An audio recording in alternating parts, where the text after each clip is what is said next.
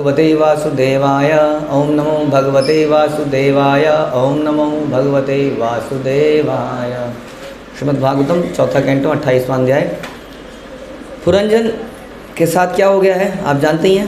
Last श्लोक में आपने सुना क्या हो गया पुरंजन के साथ। उस परम निर्दयी राजा पुरंजन ने विविध यज्ञों में अनेक पशुओं का वध किया था। वो सारे पशु वेट कर रहे थे कि ये बाहर निकले और इसको मारें हम, और इसको काट दें, फाड़ दें, ऐसा करने के लिए सब वेट कर रहे। तो हमने सुना कि हमारे कर्मों का फल हमारे आगे पीछे जरूर आता ही है। अनंत पारे तमसी मग्नो नष्ट स्मृति समः शाश्वतीरनुभूयार्ति प्रमदा संग दूषिता। स्त्रियों की दूषित संगति के कारण जीव रूप राजा पुरंजन निरंतर संसार के समस्त कष्टों को सहता है। स्त्रियों की दूषित संगति, स्त्रियों की संगति दूषित करने वाली है, हैं? आप बताइए जी, स्त्रियों की संगति दूषित करने वाली है? हाँ तो बोल ही नहीं सकते आप लोग। आप लोग बताइए। पर स्त्री की संगति दूषित करने वाली है ना। और ऐसे ही पर पुरुष की संगति दूषित करने वाली है, और स्त्री की संगति भी दूषित करने वाली है, या पुरुष की, यदि उसका उपयोग केवल भोग के लिए किया जाए। स्त्री और पुरुष का शरीर भोग करने के लिए नहीं बनाया है। हाँ, खास तौर पे पुरुषों के लिए प्रॉब्लम है, क्योंकि पुरुष शब्द ही मतलब क्या होता है, वन हू एंजॉयज।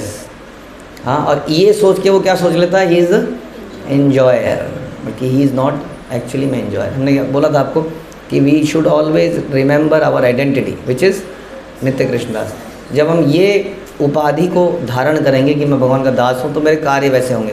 लेकिन जब मैं ये बोलूँगा कि मैं पुरुष हूँ, तो क्या मेंटेलिटी आएगी, आई एम दी एंजॉयर, और वहीं से समस्या शुरू होगी। तो इस प्रकार से स्त्री की संगति से वो दूषित हो जाता है। इसका मतलब ज़रूरी नहीं है कि स्त्री दूषित है, राइट और रॉन्ग। एक स्त्री अपना भक्ति भाव से कुछ कहीं पे दिया घुमा रही है, कोई व्यक्ति उसको देख रहा है और दूषित हो रहा है, तो क्या स्त्री दूषित हो गई? नहीं, वो तो भक्ति भाव से भगवान की आरती उतार रही है। लेकिन कोई दुष्ट आके मंदिर में भी कुछ और काम कर रहा है, तो दूषित कौन हुआ? वो व्यक्ति दूषित हुआ। तो ज़रूरी नहीं है। हाँ, दूषित व्यक्ति होता है भोग करने की प्रवृत्ति से, हाँ, वरना दूषित नहीं होता है, ध्यान रखिए। तो इसलिए पुरंजन पूरे जीवन भर केवल भोग करने के विचार करता रहा। इस प्रकार वो स्त्री से दूषित हो गए। और इसी प्रकार आप धन से भी दूषित हो सकते हैं। इसी प्रकार आप खाने की नियति से भी दूषित हो सकते हैं। तो आप किसी भी वस्तु से दूषित हो सकते हैं, कब? जब उसको भोग करने का प्रयास हम करेंगे। इसलिए भगवान को भोग लगाया जाता है, और हम क्या करते हैं, हम प्रसाद लेते हैं। ध्यान रखिए, प्रसाद दिया जाता है, हड़पा नहीं जाता है। भोग हड़पा जाता है। प्रसाद जो हमें दे रहा है भगवान गुरुदेव, तो वो हमारे लिए उचित है। इसका मतलब उसको हम प्राप्त कर सकते हैं, क्योंकि हमें मिला है वो। हाँ, समझ में आया? वो प्रेस्क्राइब्ड है, तभी तो हमें मिला है। इस प्रकार उससे कभी भी हम दूषित नहीं होते। इस प्रकार से जब हम प्रसाद पाते हैं, और हम प्रसाद में गुलाब जामुन पिज़्ज़ा भी खाते हैं, यदि हमें मिला है तो। यदि हमारी इच्छा नहीं है कि हम लोग वहाँ मंदिर में जाएंगे खाने के लिए, हाँ तो फिर आजकल मंदिर में भगवान, हमारे कई सारे लोग मेरे को बोलते हैं, ऐसा कई बार हो गया ऐसा। हमारे घर में भी हमें वहाँ जाना है, उस मंदिर में जाना है, तो हम कहते हैं कि अच्छा एक शर्त पे जाना है, वहाँ पे खाओगे नहीं? हैं, खाएंगे नहीं तो क्या करेंगे जाके फिर? हाँ, समझ में आया? तो वास्तव में भगवान का प्रसाद जो प्रसाद रूप में हमें प्राप्त होता है, प्रसाद रूप में, समझ रहे हैं ना? प्रसाद है, लीजिए ये प्रसाद है, मिलता है वो। हम उसको मांगते नहीं है, डिमांड नहीं करते हैं। ए प्रभु जी, यहाँ पे डाला नहीं है, आइटम डाली नहीं है आपने, तो प्रसाद कहाँ ना हो? वो तो हमने डिमांड कर लिया ना। प्रसाद तो जो हमारी थाली में आ गया, वो हमें प्रसाद मिल गया। हाँ, उससे आप चाहे उसमें पिज़्ज़ा भी पड़े हों, सारे पिज़्ज़ा, फिर भी आप दूषित नहीं हो, क्योंकि वो प्रसाद है। इसी प्रकार से हमारे दुर्वासा ऋषि नित्य क्या है? नित्य ब्रह्मचारी नहीं है, नित्य उपवासी है। हाँ, तो हमारी गोपियों ने उनको 56 भोग लगाए, और यमुना जी को रास्ता लेने के लिए दुर्वासा ऋषि ने बोला कि जाइए गोपियों, यमुना को बोलना कि यदि दुर्वासा नित्य उपवासी है तो हमें रास्ता दे दो। हाँ, और वो हैरान हो गई कि अभी तो इतने भोग लगाए हैं इसको, हमने इतना खाया है इसने, कह रहा उपवासी हैं, और जब उन्होंने बोला तो उन्होंने तुरंत रास्ता दे दिया। क्यों? क्योंकि उनकी कोई इच्छा नहीं है इस प्रकार से प्राप्त करने की, खाने की। उनके पास आके भगवान का प्रसाद उन्हें दिया गया, उन्होंने ग्रहण कर लिया। समझ में आया? लेकिन पुरंजन की स्थिति क्या थी? भोगने की थी। इस प्रकार से वो दूषित हो गया और समस्त कष्टों को सहता रहा, और अनेक अनेक वर्षों तक समस्त प्रकार की स्मृति से शून्य होकर भौतिक जीवन के अंधकार क्षेत्र में पड़ा रहा। और उसको ये लगा कितना बढ़िया जीवन है, आज मैंने ये खाया। हाँ, आज कई बार बताते हैं ना, कैसा रहा आज का दिन? आज बड़ा मज़ा आया, 2 समोसे खाए थे और एक ये खाया था, माता जी ने बुलाया था घर में, मज़ा आ गया आज का दिन। प्राणमय, अन्नमय चेतना कैसी है? अन्नमय। कैसी, किसकी होती है अन्नमय चेतना? पशु की, जानवर की। वो केवल आहार के बारे में चिंतन करता है। तो यही चिंतन किसी भी जगह, इसलिए कहते हैं कि कोरोना में बड़ी बड़ी इंडस्ट्री गिरी, लेकिन खाने पीने का काम कभी गिरता ही नहीं है। कहीं भी चला जाए आदमी, किसी की मरण पे भी जाएगा तो बाहर आसपास सब खाने पीने के चीज़ें रेडी होंगी। यह भौतिक संसार का वर्णन है। संसार का अनुभव तब होता है जब मनुष्य श्री कृष्ण के दास के रूप में अपनी वास्तविक सत्ता को भूलकर स्त्री के प्रति आसक्त हो जाता है। इस प्रकार एक एक करके अनेक जन्मों तक इस संसार के तीनों पापों को सहता रहता है, तापों को सहता रहता है। मानव सभ्यता की को अविद्या के अंधकार से बचाने के लिए ही कृष्ण भावनामृत आंदोलन चालू किया गया है। और इसका मूल उद्देश्य क्या है? हमारी विस्मृत जीवात्मा को उसकी चेतना को याद दिलाना, हु एम आई, हमारे दिए गए वचन को याद दिलाना, जो हमने कहाँ दिए थे? माँ के गर्भ में मैं था, ये वचन था। मैं अपने पूर्व कर्मों के कारण अविद्या के समुद्र में गिर गया हूँ। इस विश्व तुल्य अपार सागर से निकलने का कोई साधन नहीं ढूंढ पा रहा हूँ। कौन सा श्लोक है ये? हाँ, बोल सकते हैं। हाँ, आनंद तनुज किंकरम पतितम में विषम में भवाम बोलो। मैं यहाँ पर गिर गया हूँ, हे भगवान कृपा कीजिए, मुझे इस भयंकर समुद्र में से निकालिए।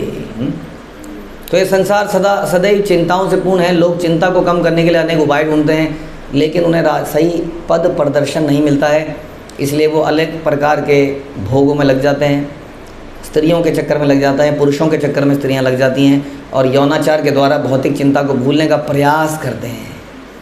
पूरे दिन की कितनी टेंशन है, उसकी भी गलती नहीं है बेचारे की, कितना स्ट्रेस है, कितनी गाली खाई है उसने पूरे दिन में, नहीं कितना स्ट्रेस है। खाने को तैयार है कि नहीं? कुलीग्स, हाँ, सीनियर्स, जूनियर्स, हर कोई खाने को तैयार है। और ऐसी स्थिति में सड़कों में एक दूसरे के ऊपर मारने को तैयार। जब वो घर में पहुंचता है तो क्या करे वो बेचारा?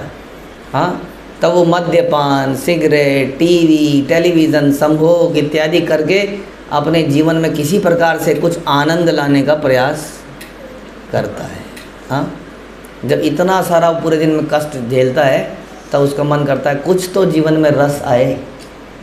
तो फिर इतना समय उसने बिताया क्यों था ऐसी जगहों पर? इस रस को भोगने के लिए, जिसके लिए उसके पास समय नहीं है। पूछिए ज़रा, किसके पास समय आज की डेट में खाना खाने का? बताइए, खाना खाने का समय है? कब खाता है आदमी खाना? देखिए, जो ऑफिस में खाते हैं सच में वो तो खाना नहीं है। हाँ, वो जो डब्बों से निकलता है ना, वो खाना नहीं है, वो तो बहुत खाया हमने, उसको तो खाना कह ही नहीं सकते आप। जो डब्बे खोल के खाना पड़ता है उसके बदले में जो थाली में कुकर में से और उसमें से निकलता है, उनमें बड़ा फ़र्क है भैया खाने में, बहुत ज़्यादा फ़र्क। तो आदमी कब खाता है बेचारा? रात को ही खा पाता है, 9 बजे 10 बजे, नहीं खाते ही क्या करता है? वो सोना ही पड़ता है। क्यों? क्योंकि सवेरे तो उसको निकलना ही है। हाँ, तो इस प्रकार का जीवन है। हाँ, ये प्रभुपाद बता रहे हैं कि ये आजकल की सभ्यता है। वास्तव में इस सभ्यता में हम घिर चुके हैं, बड़ी बुरी तरह से फंस चुके हैं। सोशल प्रेशर इतना ज़बरदस्त है कि आप इसके विरुद्ध में जाएंगे तो लोग आपको एक्सेप्ट नहीं करेंगे, लोग आपको रिजेक्ट कर देंगे। शादी नहीं होगी आपकी केवल इसी कारण से। करता क्या है? हाँ, वो पहले पूछा जाएगा। आप पूछेंगे लड़का 6 बजे निकल जाता है, लड़का 9 बजे आ जाता है, 9 बजे आता है रात को। अच्छा, बहुत बढ़िया, बनती है, तुरंत शादी हो जाएगी आप। हाँ, तो this is the thing now it is. तो ऐसा था पुरंजन। तामेव मनसा गृहन भवे भभूव प्रमदोत्तम अनंतरम विदर्भस्य राजसिंहस्य वेश्मनि।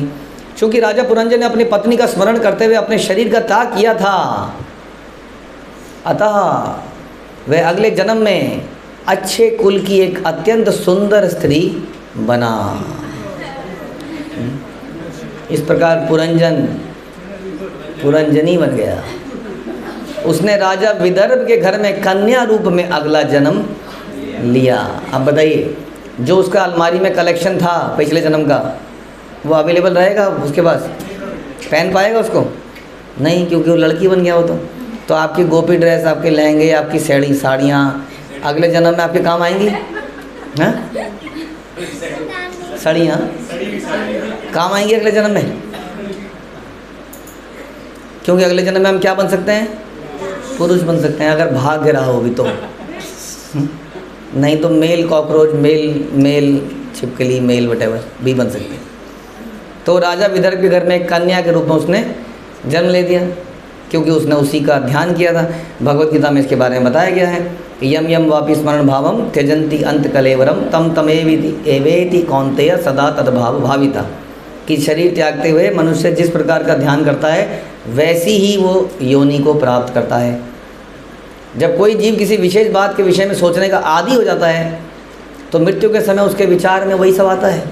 हाँ, और परमेश्वर की संगति छूटने के बाद जीव एक देह से दूसरे जीव में तब तक जाता है जब तक उसे मनुष्य की देह प्राप्त नहीं हो जाती। हाँ, और मनुष्य की देह में जाने के बाद वो कहाँ जाता है?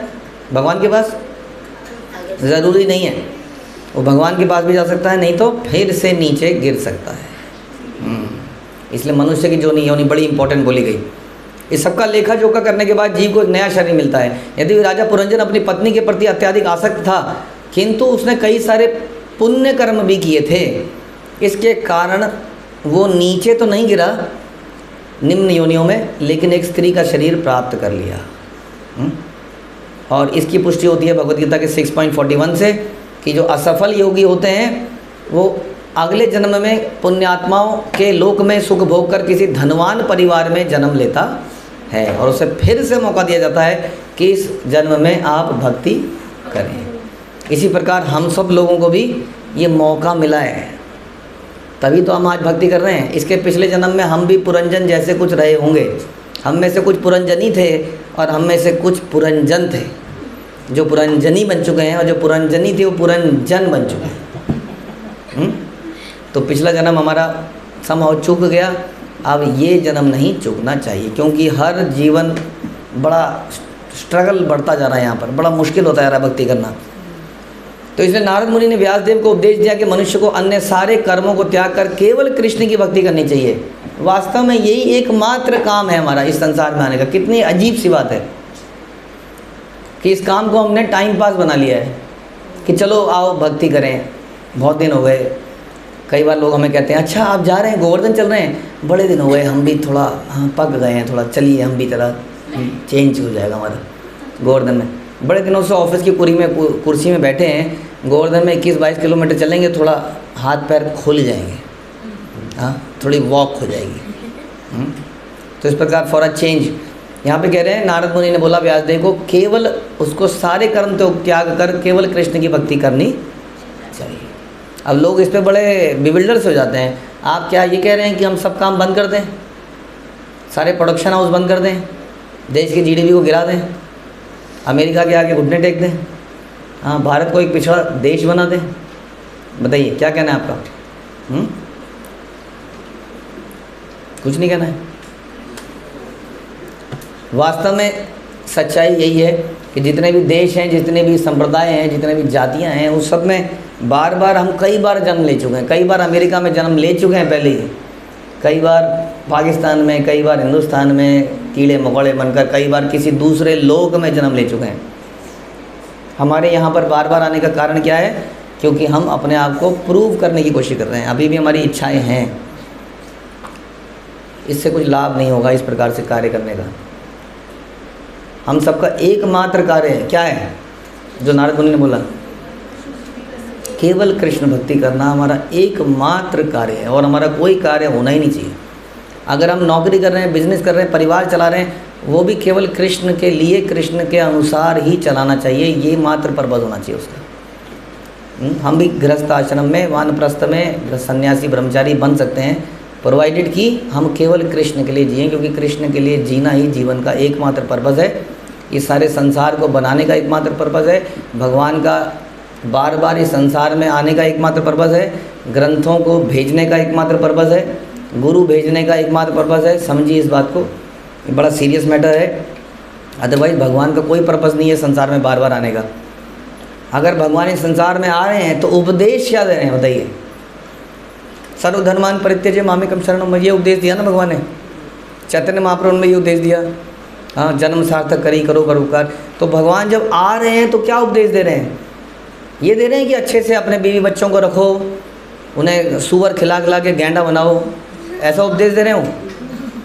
हाँ, क्या उपदेश दे रहे हैं? हर बार जब भगवान आ रहे हैं, किसी भी रूप में आ रहे हैं, वो यही कह रहे हैं, मेरी शरण लो, बुद्धम शरणम गच्छामि। और जब परशुराम जी ने देखा ऐसा नहीं हो रहा ना, मारो सबको ख़त्म करो, बेमतलब के लोग इकट्ठे हुए यहाँ पर, ख़त्म कर दिया उन्होंने। और कल की अवतार भी यही करेंगे। तो या तो ख़त्म करते हैं या उपदेश देते हैं। पहले उपदेश देते हैं, फिर कुछ समय वेट करते हैं, उसके बाद ख़त्म कर देते हैं, फिर उपदेश देते हैं। इस प्रकार चल रहा है सारा काम, समझ में आया? तो ये समझने की ज़रूरत है कि एकमात्र यही कार्य है, और यही कार्य के लिए भगवान बार बार आ रहे हैं और हमको समझा रहे हैं। लेकिन हमें क्या है? हमें समझ नहीं आ रहा है। Humpty Dumpty sat on a wall, they had a great fall. Wow, wow, wow. He's speaking nice English. कितने लोगों ने हमसे पूछा कोडिंग कौन सी क्लास में सिखा रहे हो? कोडिंग, हाँ, कोडिंग कौन सी क्लास में सिखा रहे हो आप? सीरियसली, क्यों स्कूल में तो 3rd क्लास से कोडिंग चालू कर दी है। अच्छा, कॉम्पिटिटिव एग्ज़ाम के लिए कौन से में, क्योंकि आप तो 4th 5वीं से कॉम्पिटिटिव एग्ज़ाम के लिए तैयारी कर रहे हैं। तो कॉम्पिटिटिव एग्ज़ाम में कितने लाख लोग जाते हैं और कितनी सिलेक्शन होती है ना? और भगवान के यहाँ अनलिमिटेड पोजीशंस खाली हैं, कोई कंपटीशन नहीं है। जाने का प्रयास तो करेंगे तभी तो। और यहाँ पर इतना प्रयास कर रहे हैं लाखों लोग, तो कंपटीशन में कोई 1-2 हज़ार पता नहीं कितने लोग सेलेक्ट हो रहे हैं, बाकी बेचारे रिजेक्टेड भाव से। हाँ, कितनी मेहनत कर रहे हैं, रिजेक्टेड। और भगवान के यहाँ कह रहे हैं अनलिमिटेड पोजीशन है। तो ये समझने का विषय है, लेकिन किसी के समझ में आता नहीं है। Therefore we are suffering. And बार बार माँ के गर्भ में मैं था, ये वचन था लिया। हरे कृष्णा। शिल प्रभुपाद की जय। श्रीमद् भागवतम की